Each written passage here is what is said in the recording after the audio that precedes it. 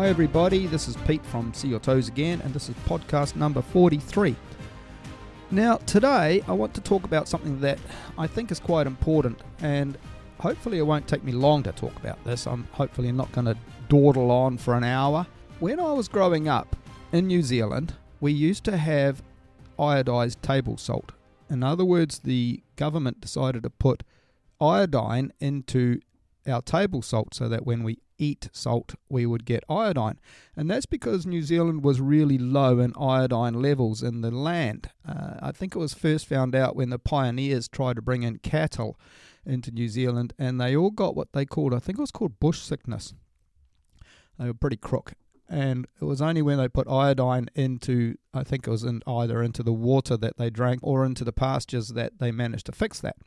So because New Zealand was low in iodine naturally, the soils were low, they decided to put iodine into table salt. And that helped the population, because then the population was getting a little bit of iodine every time they had salt. Now that was fine and dandy because that was back in the 60s.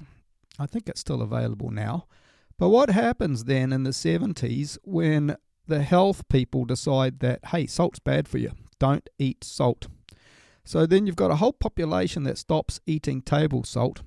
And so then suddenly the iodine, the only source of iodine that people have got there, they're not getting any iodine from their vegetables or their fruit because there's no iodine in the soil. So suddenly, because they're not having salt, they're not getting iodine again. Now, iodine is really important for the human body. It's got a lot to do with the thyroid. And it would appear that if you've got swollen thyroid, then it could have a lot to do with that as well. And that's what today's podcast is about. It's going to be about talking about iodine as a product. Iodine is something that you can have as a supplement.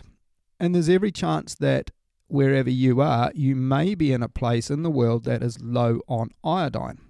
I read this morning on Google, I Googled it, does the UK have much iodine? Came out that UK is in the top 10 countries most deficient in iodine, and so it can be expected that iodine levels in our fruit and veg are going to be low. I guess the UK imports a lot of their fruit and veggies these days, but then they could be importing them from countries that don't have lots of iodine anyway. Also, because I predominantly eat meat these days, I'm not completely carnivore, but I do eat a lot of meat compared with, and I quite often skip the veggies because I don't really personally think they're necessary. That's a whole different argument, that one. And for that meat then, we would hope that that meat has been bred in the UK. I generally eat UK beef and UK pork, and on the odd occasion UK chicken. In other words, I don't eat much chicken. It's not that I don't eat UK chicken, I just don't eat chicken. And so therefore, if I'm going to get iodine from my meat, then that iodine has to come through the soil, through the pasture that those cows, the cattle, it's not right calling them cows because the cattle I eat would normally be, I would have thought, steers or bull. Steers, of course, are boy cows that have had their bits removed when they were youngins. So they're never quite grow into being a bull, but they still grow up to be beef, and then it ends up on my fry pan. So for them to have iodine in them, they would have had to get that from the pasture they eat or from the grain, because in the UK a lot of farmers will put their stock inside over winter time and so on. And also we can get iodine from dairy products, especially milk. Now that was another thing that was mentioned in Google, because iodine used to be available quite freely in dairy milk, but then, not the chocolate, the milk, but then, of course, along with people deciding to not eat salt, a lot of people don't eat dairy, and a lot of people will drink soy milk or almond milk or anything apart from dairy milk. And so therefore, again, you've got an iodine problem where iodine used to be available in that milk, and now people aren't drinking it. Now, this brings me on to something else. When I was at New Zealand and I was in the horticultural industry, I've got a degree in horticultural science. So I was involved with all sorts of things about growing crops, one of the things was that I found out that iodine can be injected into the irrigation water, and it does all sorts of great qualities because iodine is a natural sterilizer. So I even recall, this was 20 years ago, Jesus. I recall putting in whole systems which would inject very trace element amounts of iodine into the irrigation water, say for a big glasshouse tomato crop, and that water would then get sucked up by the tomato roots, and it would protect the entire tomato from disease. It would really protect the tomato from root rot diseases. This is a lot of the tomatoes at that stage, and still now, they're all grown hydroponically. So they're not growing in soil, they're growing in water, or there's all sorts of other ways they can grow them without using actual soil to grow them in. So the iodine water was taken up by the roots, went up through all of the plant, and it was an amazing product to reduce how many chemicals the plant needed to have to protect itself from, especially from bacteria and viruses and other germs like that, and even fungi. And it was also possible, I know I'm diverting a little bit here, but it's all history. It's all the history that will be involved with what I'm going to talk about in a minute. We could also inject iodine into bloody big avocado trees. So everyone knows what an avocado fruit looks like. An avocado tree is quite big. It could be easily 10, 15 metres tall. It's got glossy green leaves. And in New Zealand, there's quite a few of those growing. Now, one of the biggest problems if you're an avocado grower is that you've got a plantation where you've got trees that could be 10, 20 years old, and all of a sudden the tree turns its roots up and all the leaves slowly fall off the tree and it dies. And it's normally because of a fungal disease in the soil called Phytophthora. And that fungal disease takes over the tree, basically kills all of its roots, and it dies, well, it really wilts because it's got no roots left to suck up the moisture and the nutrients. So you can inject stuff into the trunk of the tree that will give it some protection. Or you could spray iodine over the, you put it into the irrigation water and you can spray it across the soil and it gets sucked up. And again, it would give really strong antibiotic potential against the Phytophthora. And then you can have a whole tree that's been dead for 2 years spring back to life and start popping out new buds, and off it goes again, because it wasn't dead, it was basically just starving of water. So that's my history with regard to iodine. And then the other day I got a book on Kindle, and it was called Vitamin D, Vitamin C and Iodine, and it was written by a chap called Alexander Doumenach, Doumenach. He's obviously quite keen on all this sort of stuff, so I read the book. It was quite interesting. It was a little bit difficult to read because it had a whole lot of scientific evaluations by different people, and he was just sort of listing them all out, and then spoke a little bit about it at the end as to what it all meant. So that's what today's podcast is all about. It's all about iodine and what effect it could have if you have enough of it, and what effect it could have if you don't have enough of it. Now, I'll take that back just another step. Why would the human body need iodine? It's a bit of a bit far out there, that iodine, this funny little trace element, is so important to our lives. The reason the chap when he starts talking about it, he mentions that Japanese have very low issues with the likes of cancer, especially the likes of thyroid cancer and thyroid disease, and all the other things that are attributed to thyroid diseases and so on, which I'm going to list out shortly. Now, the one thing about the Japanese is it turns out it's directly contributed to how much seaweed the Japanese people eat, because seaweed comes from the sea, who would have guessed, and as such it's got high levels of iodine in it.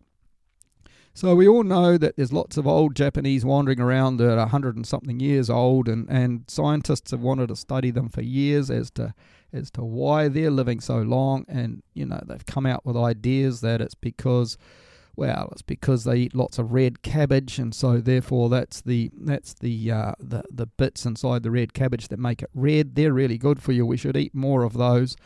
And then there's they exercise a lot, so we need to exercise. We need to exercise more, and we're all going to be like those Japanese, and we're going to live for a whole lot longer. But one of the really contributing factors could very well be the iodine levels that are inside their bodies, because they eat lots of seaweed. For example, when you have sushi, that's wrapped in seaweed. It's bloody nice. I love sushi. I used to make it myself. I had a proper rolly thing there made out of little tiny bits of bamboo or something, and you'd put the sheet of sushi down, the sushi seaweed, and then you'd fill it up with sticky rice and all sorts of other stuff and roll it up, and you could roll it up nice and tight and then chop it into pieces. It is really nice, and the thing about it is that is how the Japanese are getting their seaweed, their iodine, into their bodies. And so because of that, the prevalence of a whole bunch of cancers and other problems don't exist in these people's lives. We're not talking about a 5% reduction. We're talking about a huge difference in their health compared with people who don't have seaweed.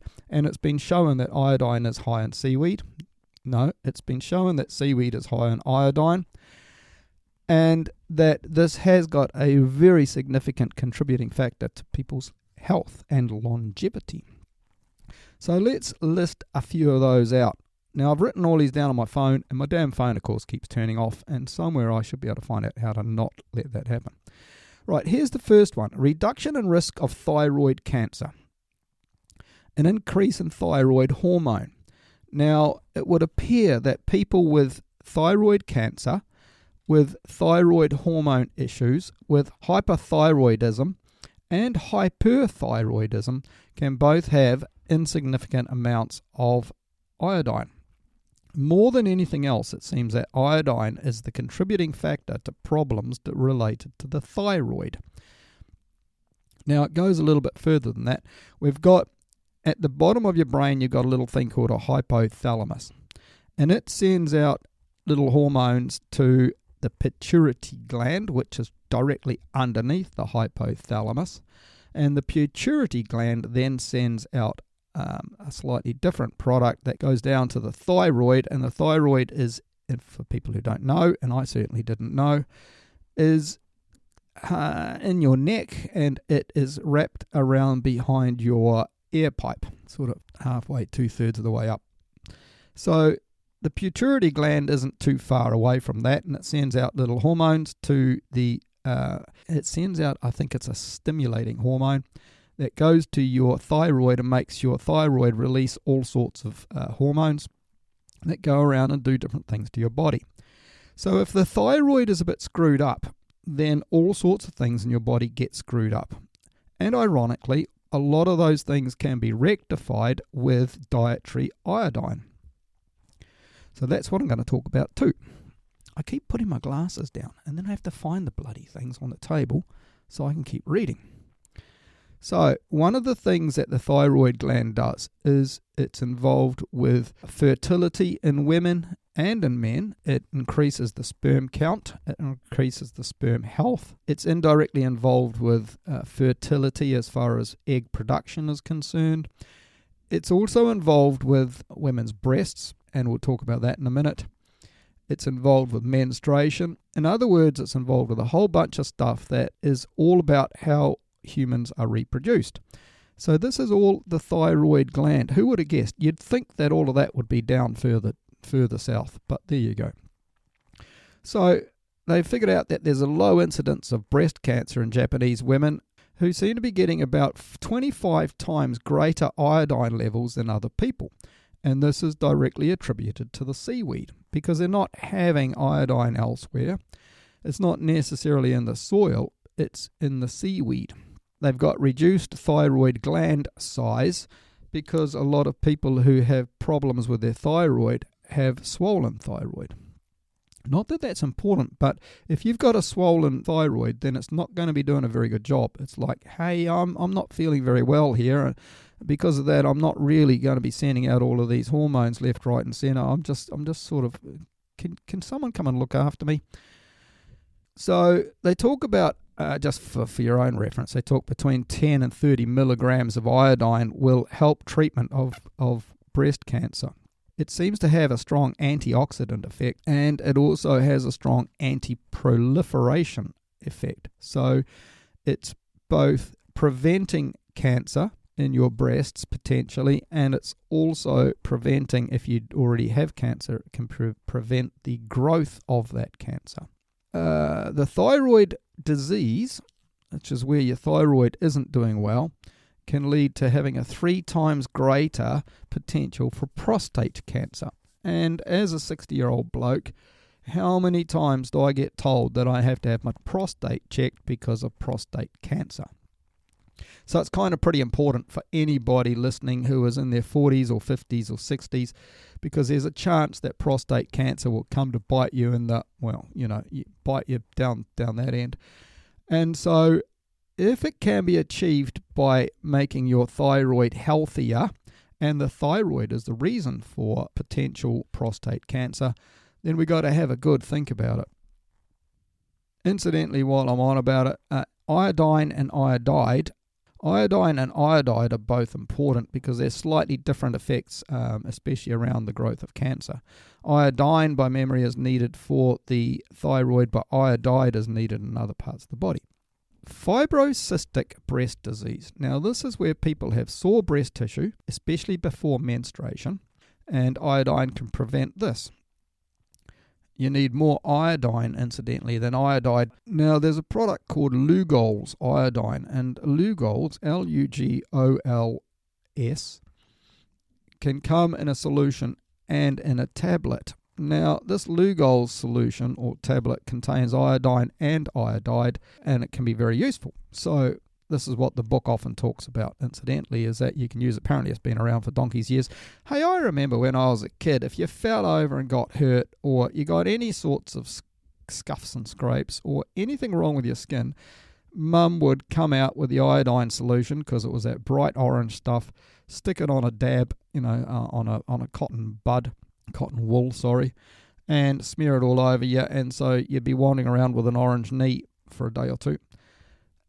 And that was iodine. And the reason that they used iodine was because of its antiseptic properties. It killed every little bastard that wanted to come anywhere near it.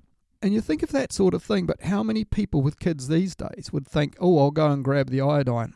They'll grab the Savlon cream, or they'll grab something else, but they won't grab the iodine.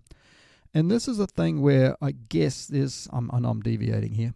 This is a thing where I guess sometimes what our parents and grandparents did, for some of you it's your grandparents, this is important. There's a reason they did this. They didn't have all the fancy chemicals and pharmaceutical companies making all sorts of stuff and charging a fortune. They used the simple stuff, and one of the simple things that they always used was iodine.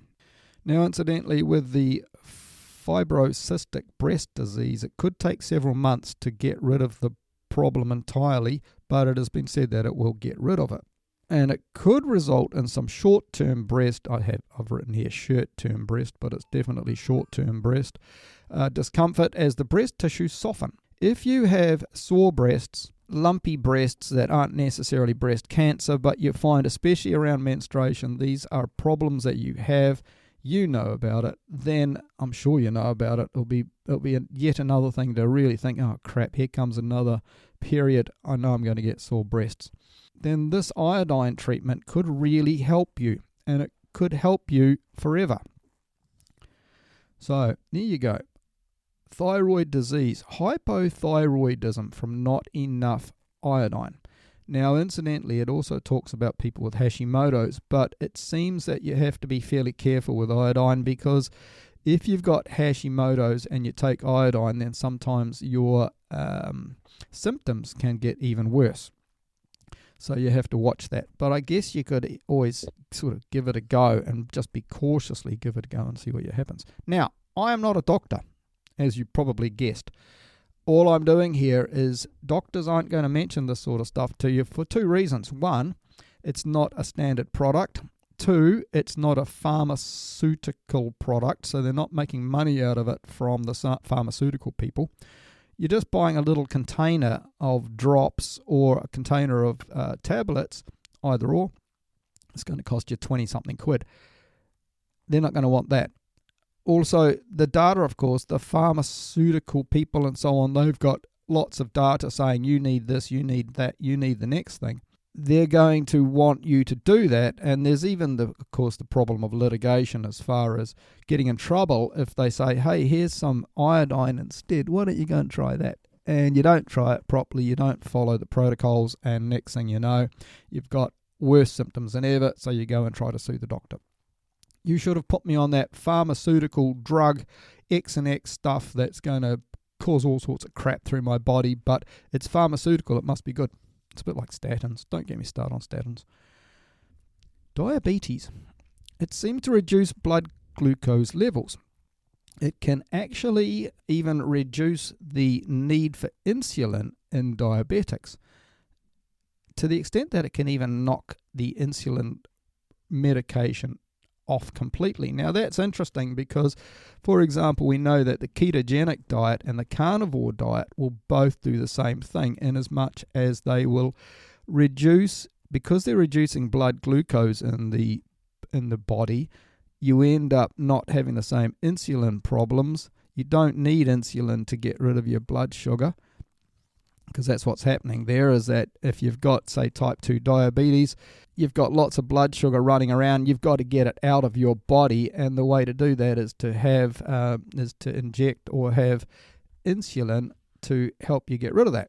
Now, in a keto or carnivore diet, you try to really reduce how much glucose, how many carbohydrates and especially sugars you're having, so that you can reduce any blood sugar spikes and therefore reduce how much insulin you need to take. Now, this is suggesting that iodine will do a very similar response, in as much as it will reduce your need for insulin by reducing your blood glucose levels. And it can even help people in the same respect with type 1 diabetes, because normally most of this talk is for type 2 diabetes people, because they're the ones that are often ended up with type 2 diabetes and metabolic syndrome because of poor eating in the first place, in as much as way too many carbs, way too much sugar. And so it's hard for a lot of those people to change their lifestyle and reduce their sugar eating situation. And so they end up in a situation where they just have to take more and more insulin. And to a lot of them, it's like, oh, well, that way I can just keep eating all these donuts and crap food all the time because I've got my insulin. Diabetes, especially type 2 diabetes, causes all sorts of problems down the track, including most people end up with heart disease or stroke or something else, and they end up dying much earlier than the average person. So eating all that shit food does come back to bite you, even if you are taking your insulin. So this is suggesting that iodine can have a very similar response to insulin in your blood. It increases the immunity by helping synthesis of, it increases the immunity by helping synthesis of immunoglobulin, I, little g, big G, in lymphocytes, which are white blood cells. So the immunoglobulin comes out in your blood. It binds to a pathogen, and a pathogen could be a bacteria or a virus or any other nasty little bugger that's floating around in your bloodstream, and it destroys it. And it also neutralizes bacterial toxins, because a lot of the time the bacteria isn't the problem, it's the toxin that the bacteria is excreting that becomes the problem inside your body. So iodine helps this immunoglobulin, increases how many of those we have, and by increasing the synthesis, in other words, making more of it. And so it can really help with regard to your immunity situation. As does vitamin C, which is an antioxidant. It can run around and do very similar things, and I think vitamin D as well. And on that basis, it's even been shown that it can have the same really strong antiviral capabilities against the likes of COVID-19. It's been shown, and of course it never made it into mainstream because all the doctors and people didn't really want to know about it. but it's been shown that iodine has had a huge effect on the ability of people to survive COVID-19 for the same reason. And it can, in that instance, it can be taken orally. It can be also, I believe, taken as a nasal spray. If people's respiration, of course, COVID-19 especially knocks people over with respiration. They can't breathe. And so the nasal spray is a very fast way to get the iodine into the lungs where the attack is happening. So it kind of gets pretty bloody important at times like that, doesn't it? When it's deficient, now this is really important too. There were two things that really grabbed me in this book. One was the breast cancer and the breast soreness, and the second one was, of course, prostate cancer. So those are both really important, but this became really important too as I read it. So it's been shown that iodine can have a significant, and here's another thing though. I'm going to deviate just for a second here too. I did biometrics at university. It was one of the worst papers I did. Biometrics. If you're into that sort of stuff, statistics and stuff, I don't mind a statistics. I'll have a statistic any old day. It's easy for me to say. Statistics are great, but when you've got a whole class of it for a year, my eyes were getting very close to being poked out by myself. Anyway, one of the things I do remember with biometrics, though, is when people say, scientists say, there was a significant difference. To us lay people, you think, significant difference. That means that there was a big difference. It was significant. In scientific terms, you can have a 2% significance and a 5% significance. That means that it's only significant, and it can have that word attached to it, if it's 5% better than the average. And so when somebody in anytime you read anything that's scientific and it says there was a significant difference or a significant improvement, it doesn't mean quite what you think. It doesn't mean, wow, twice as many people got better. It doesn't mean that at all. It means it could be 6% of people got better. Right, I'm digressing, but I think that's important. So anyway, when I noticed, that's why I've made sure that none of this sort of stuff was just a significant difference. It was a difference that have got percentages attached to them. So when it's deficient, it has been shown that it increases the likelihood of all sorts of problems with making babies. And in this instance, I'm talking about a baby already made, I suppose. So let's take that back. Yes, it does make a difference in making babies, but it also makes a difference when the fetus is in the womb. It's been shown that a fetus in the womb that has a deficiency in iodine can end up with smaller brains because of fewer brain cells, smaller bodies, poor hair growth. Incidence of infant mortality can be much higher, and incidence of miscarriage can be a lot higher, and stillbirths.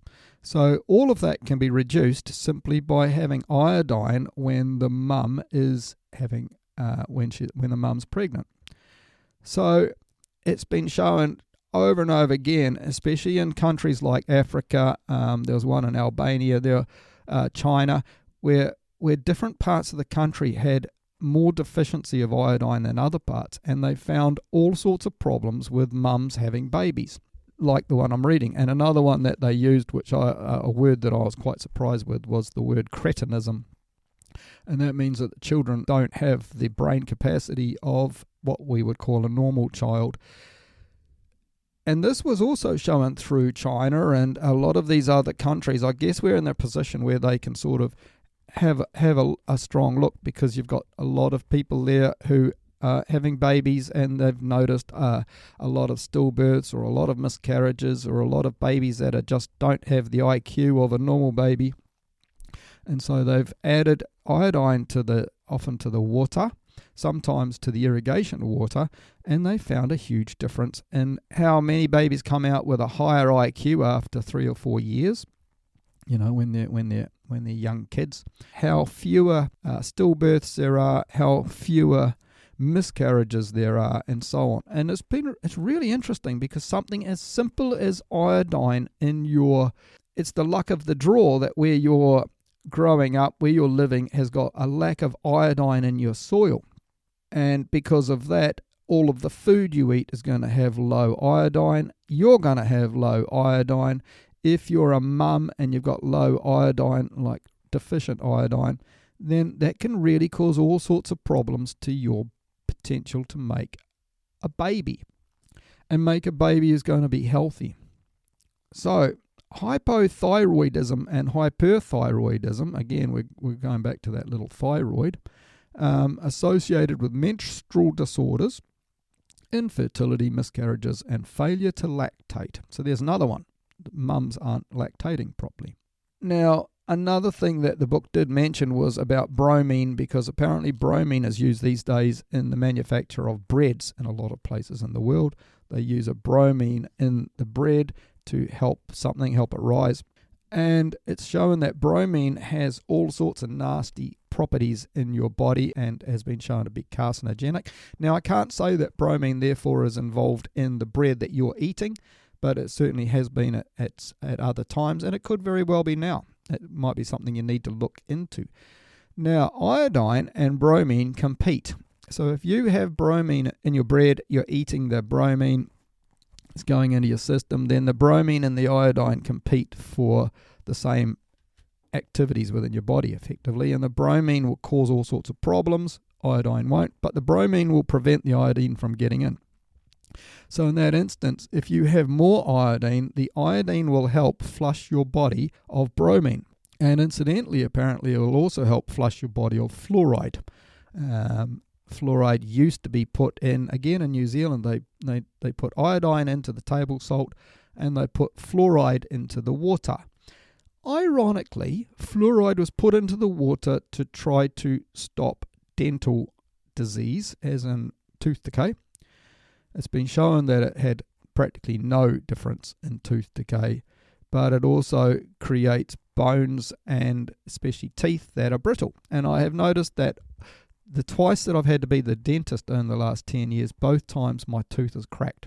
It's actually cracked where there used to be when I was probably about 7 or 8, I got a filling, and the filling has fallen out and the tooth is cracked. It's not directly deviating there because the bromine and the fluoride, again, we're in a country that has low iodine, so the small amounts of iodine I was getting through my salt potentially were only being counteracted by the fluoride that was being put into the water. So anyway, iodine, when you have enough of it, helps. Basically, you can get rid of the fluoride and the bromine through your urine, and a lot of your iodine will come out of your urine as well, and that's a good way of testing your iodine. I don't have access to, I'm sure a doctor would be able to do it. You know, if you went to your clinic and said, here, I want to give you a urine sample and I want you to tell me my iodine levels, then that would be a way to do it. So the book and scientists in the book have suggested that you can take up to around 12.5 milligrams of iodine every day without any negative effects. Now, I did read on the container of the Lugol's tablets, it said only for a short term. Use it only for a short term. And that's probably, again, its way of making sure that it doesn't end up with any litigation. So, again, I'm not a doctor. I can't suggest stuff to you. But I've got the drops, which I got from Amazon. Probably health stores, I'm sure, would have it as well. But this is the proper Leupold stuff. And I noticed that the concentrations were a little bit higher than the concentrations in comparative products. I think my one was 7% iodine and 12% or 14% iodide. There's the drops, which, of course, you can add to a little bit of water and drink. And you can also smear them on any problems you have on your skin. All sorts of problems, bacterial problems, viral problems, itching, you can put them on. People were apparently even, there's potential if you've got sore breasts and you don't mind, well, let's face it, you don't have your breasts out normally in public, so you can smear, using again a cotton wool, smear the iodine onto your breasts and it will get absorbed through the skin, apparently. And then you got the Leupold's tablets, so they're 12.5 milligrams of iodide, and again I think 7 milligrams of iodine. And so I'll be taking one of those. I think I'll probably take one for each day for about a month, and then I'll cut back to one every few days it has all sorts of abilities in it, so I should potentially feel better when I'm having the iodine. Anyway, I hope that's helped a little bit, because if you're in any way, shape or form thinking that perhaps you're not getting enough iodine, then, and especially if you are concerned about cancers and so on, and if you have members of the family who may be thinking about having children, maybe they're struggling to have children, or they're pregnant, then it becomes really important to know that they're getting enough iodine to help look after that the developing fetus, the developing baby. So I hope you have a good day and stay safe. Thank you.